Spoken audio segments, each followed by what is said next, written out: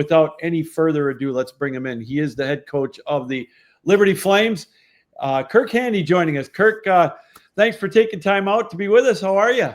Doing great. Thanks for having me on. Oh, the pleasure's all ours. Great first start to the marathon part of the schedule. You had a good showing at the Maryville Showcase. 4 ranked teams down there. You guys, Calvin, Maryville, and Arizona. Always nice to get into some of those showcases to kind of see where you stack up, eh? It's fantastic. It's a great opportunity to play 3 games in 3 days against all 3 teams who will be at the national tournament. And so for us, it's great to prepare our guys for the marathon that you're going to have at the tournament in March. So, yeah, it was great. I didn't like our performance first night against Maryville. I thought our power play kind of went stale. It was 0 for 6, and we gave up 3 power play goals, and that's usually never an opportunity to have a successful outcome when your special teams aren't strong. So we got that straightened out. I liked our second game and our third game. I thought we played a lot better as well. Well, that's just a microcosm of your season, Kirk. I look at your schedule every year. You get the schedule, and you always schedule, the best of the best, really. You get Adrian for a couple of series. You've got Niagara, who's playing real well, Ohio. It just, that's just a small portion of the tough schedule that you have, but it always makes your boys battle tested when it comes to March. Well, our challenge in front of us every year, since we're an independent team, is to try and create the best schedule in the country. And so we don't shy away from playing the best opponents. In fact, we embrace it. I tell our guys all the time, year after year, we ramp it up so the second half of the year is always more difficult than the first half of the year. And I'd rather go 500. I'd rather go, 7 wins, 5 losses in the spring semester, and know what it takes to play the best teams. We will play the number 1 team at some point this year. I'm convinced of that with the teams that we're playing this, not only Minot this weekend, but in weeks to come. We play Niagara and Maryville and Adrian again and Ohio 4 times. So I think we'll play the number 1 team.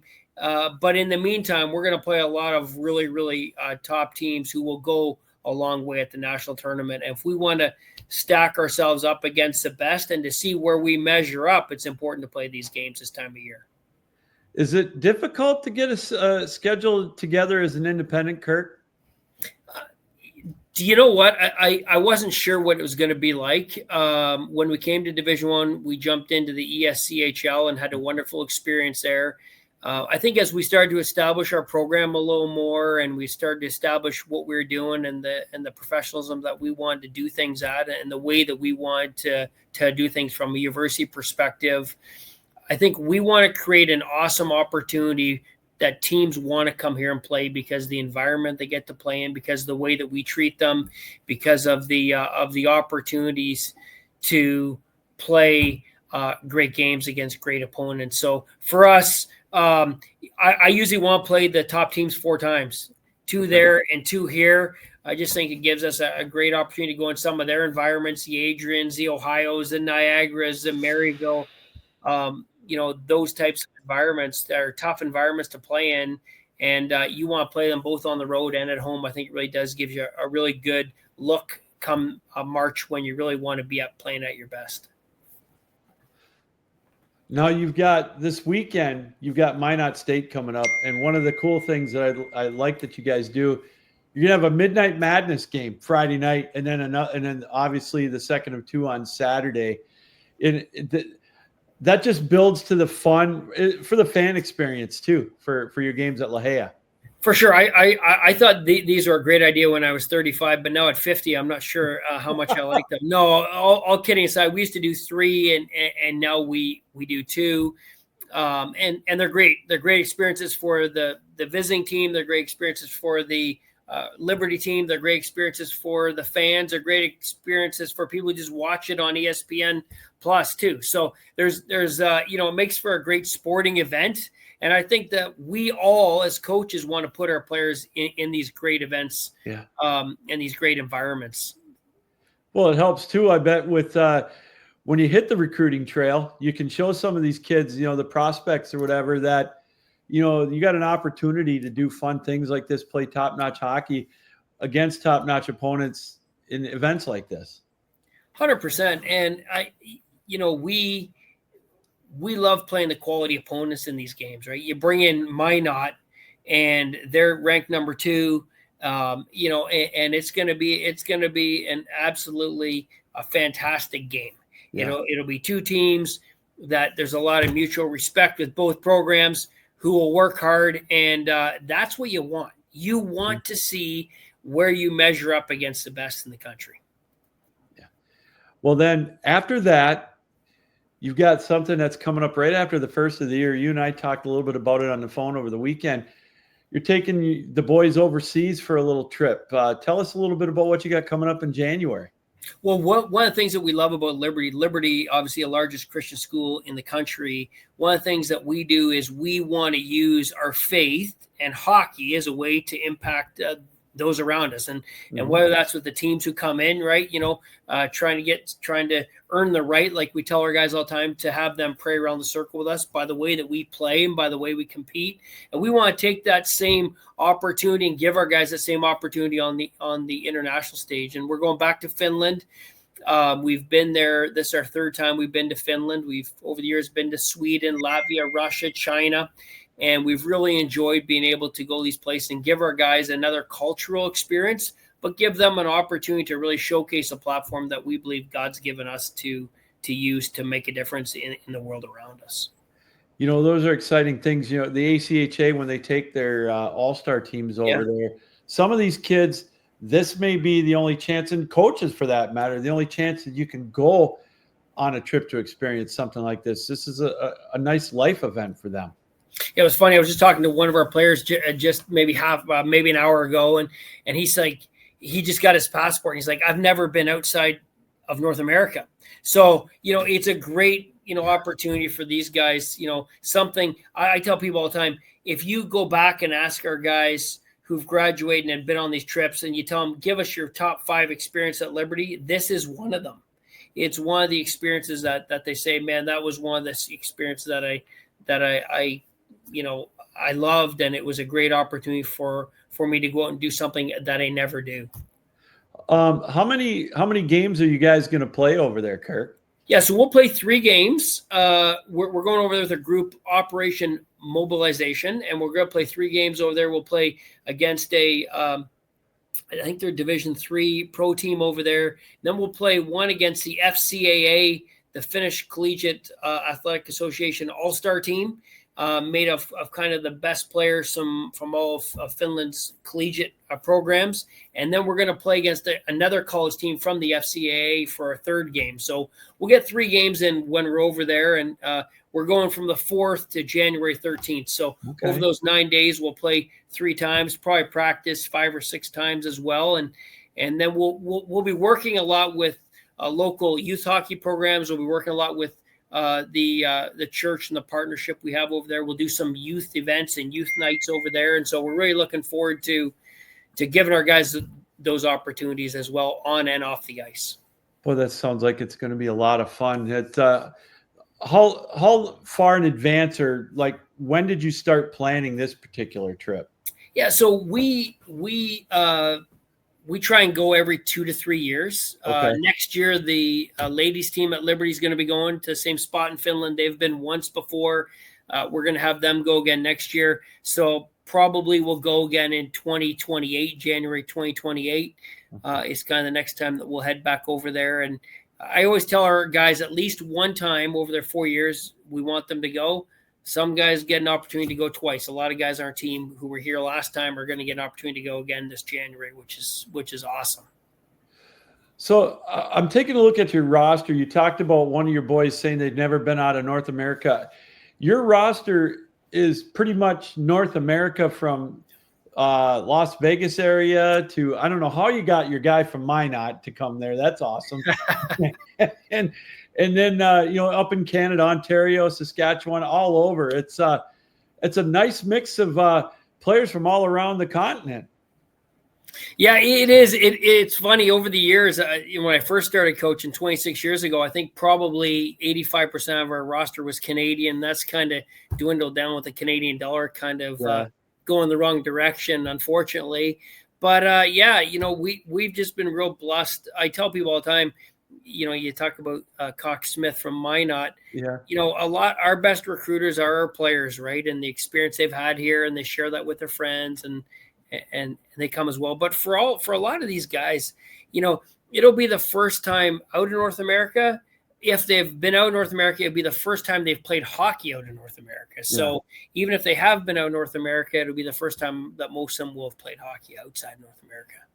Now, I look at how well your team has done this year, and I look at your stats.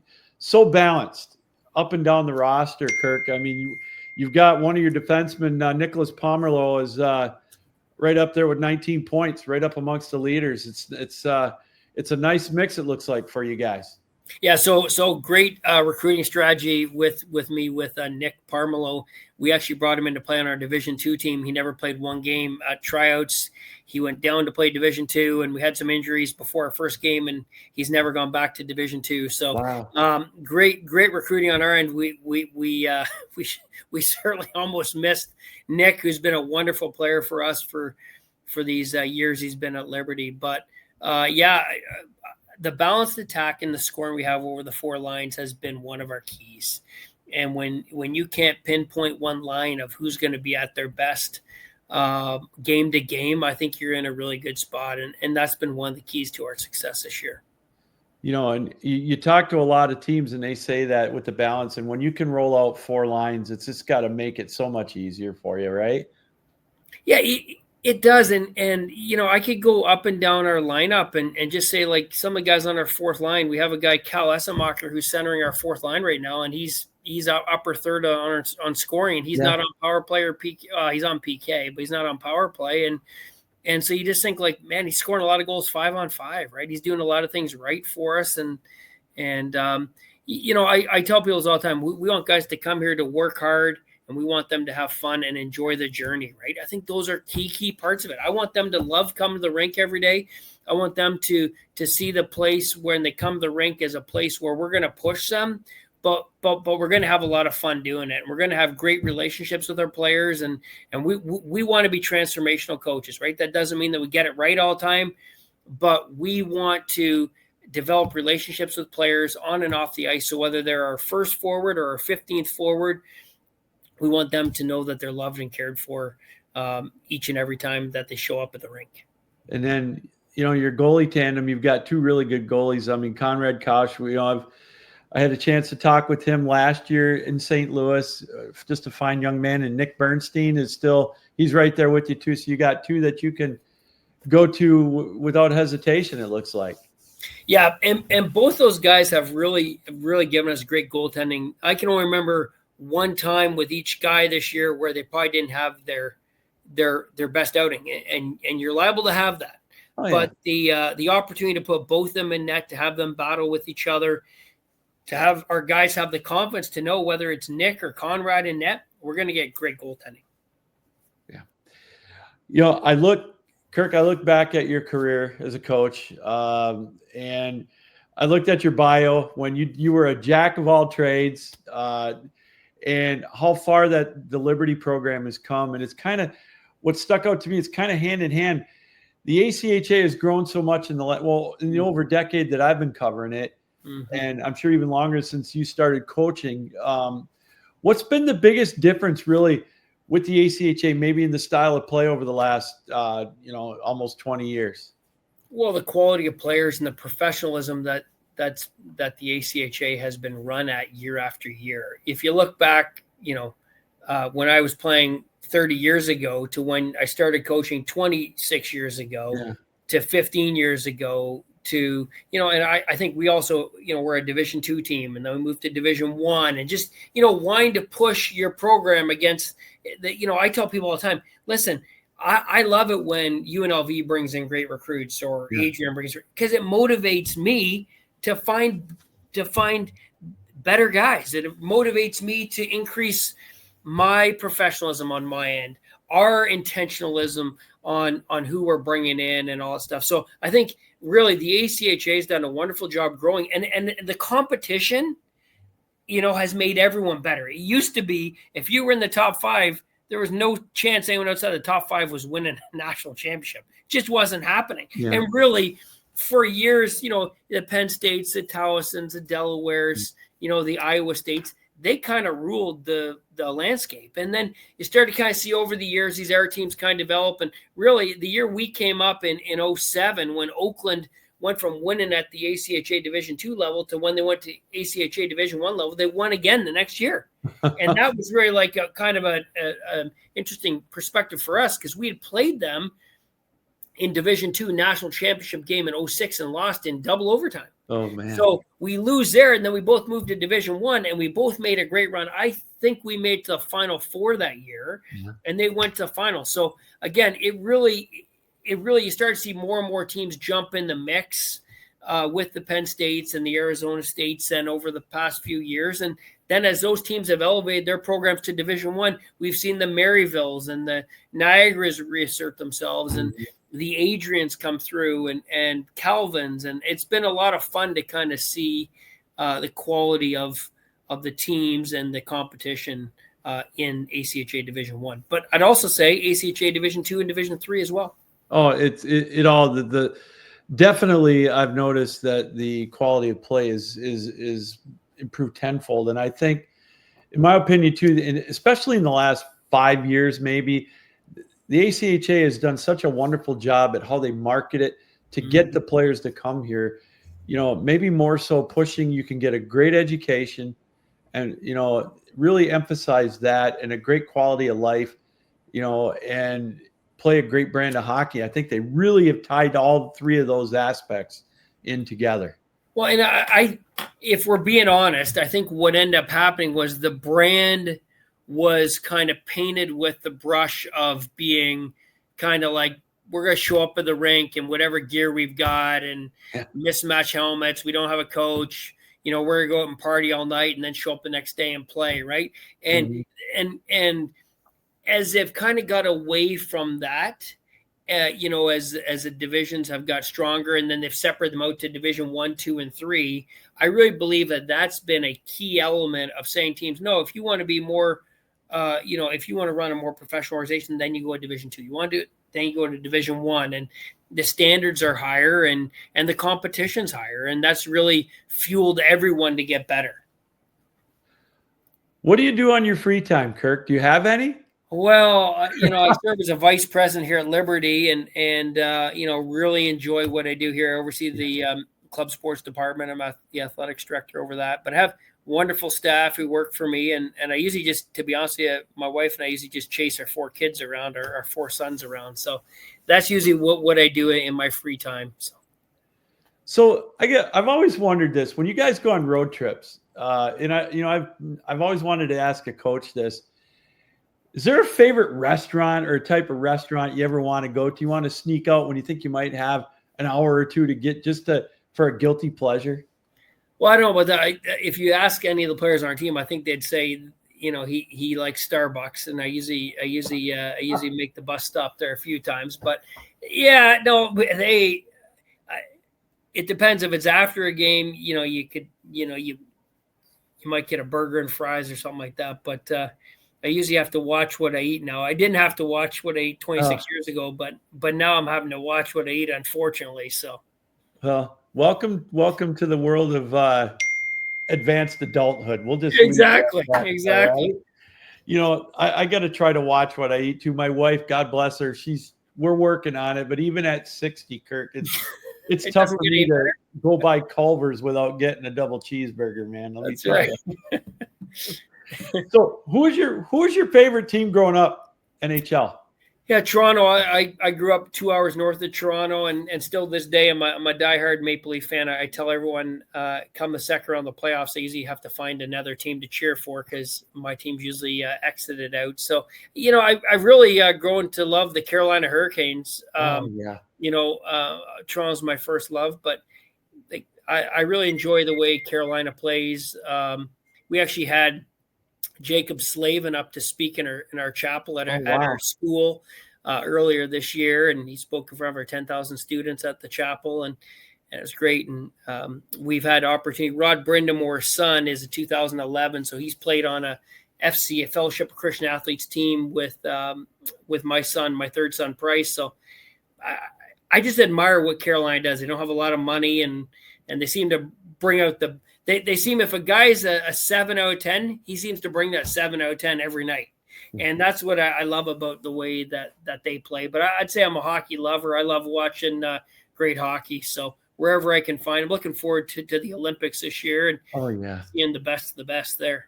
Oh, I can't wait for that either. And talk about the best of the best. You've got a matchup this weekend of the best with you and Minot State. Kirk, that's going to be a lot of fun to keep an eye on. I know I'll be watching it. I've got a pretty good weekend set up with up here in Grand Rapids. We've got Calvin and Hope renewing a rivalry. Oh, nice. And then Grand Valley and Davenport. It's the little Grand Rapids Hall of Fame tournament, but it's always great hockey. But again, to your point earlier, it's the talent level and the great games every weekend around the country. Well, I was gonna say, Niagara's playing Ohio this weekend, wow. 1-2, and also Missouri State's playing Drury, and they play out of the same building. So, listen, the people in St. Louis, when we were at that showcase, had their eyes on what was going on in Chicago, and the Chicago people had their eyes on what was going on in St. Louis. So, everyone, I believe deep down is a fan of ACHA hockey. I enjoy, and one of the things that I enjoy is the wonderful relationships I have with other coaches. And, you speak of Calvin, we got a wonderful relationship with them. And it's been a lot of fun over the years, with Davenports and Maryvilles and Minots and Adrian, Gary, and I have a wonderful relationship. It's been a lot of fun to kind of compete against those guys and to see us grow, right? To see them grow and us grow together. So it's been one of the highlights for sure of coaching hockey are the relationships we have with coaches around the country as well. So what is it? Last question for you. What is it going to mean to you when you get your 500th victory?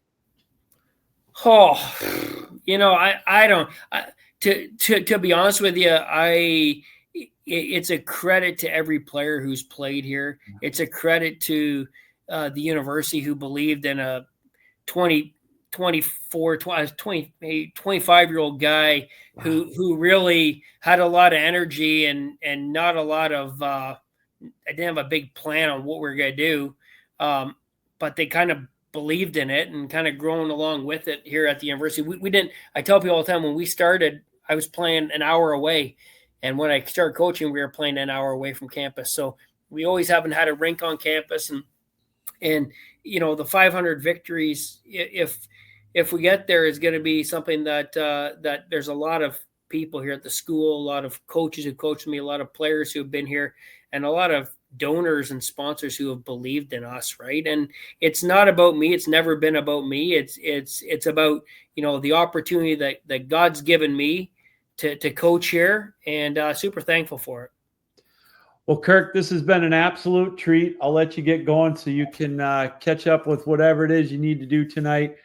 Good luck this weekend against Wyatt and Minot State, and then, have a safe trip over in Finland, and can't wait to meet back up with you next year in St. Louis, or who knows, maybe we'll make a trip to Lberty again, maybe to do another preview show. That'd be awesome. That'd be awesome. Thanks, Lou. Appreciate you. All right, Kirk, thank you very much. Have a good week and have a happy holiday. You too. Kirk